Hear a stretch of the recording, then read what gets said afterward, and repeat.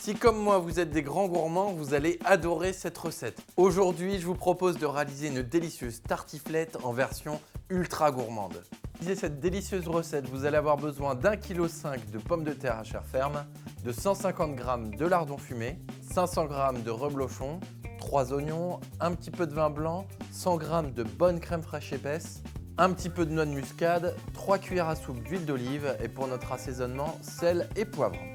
On commence tout de suite par préparer nos pommes de terre. Ici, on va les faire cuire dans l'eau salée, départ à froid, comptez 20 minutes à partir de la première ébullition. Pendant ce temps-là, on en profite pour préparer nos oignons. Ici, on va simplement venir les éplucher. Et moi, j'ai décidé de faire une coupe à la mandoline, histoire d'avoir quelque chose de très fin et bien régulier. Dès que les oignons sont suffisamment hachés, on va venir les faire revenir avec de l'huile d'olive à la poêle pendant quelques minutes. Et on ajoutera ensuite nos lardons.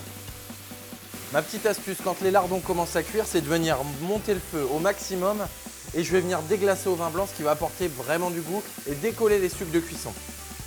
Dès que tout est suffisamment cuit, on réserve et on attend la fin de cuisson de nos pommes de terre. D'ailleurs, pour la cuisson des pommes de terre, partez sur une base 20 minutes, mais venez vérifier la cuisson avec un couteau. Le couteau doit s'enfoncer parfaitement quand elles sont cuites. Dès qu'elles sont cuites, laissez-les refroidir quelques minutes avant de les peler au couteau. On les coupe en grosses rondelles et on va pouvoir passer au dressage de notre tartiflette. Pour le dressage, placez joliment les pommes de terre en rondelles comme ceci.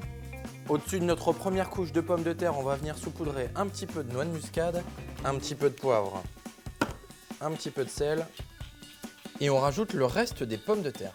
Par-dessus notre deuxième étage, une nouvelle fois un petit peu de noix de muscade, du poivre, du sel et on ajoute par-dessus notre mélange lardons et oignons. On rajoute notre crème fraîche épaisse et forcément on termine par notre ingrédient principal, le reblochon coupé en deux, croûte sur le dessus.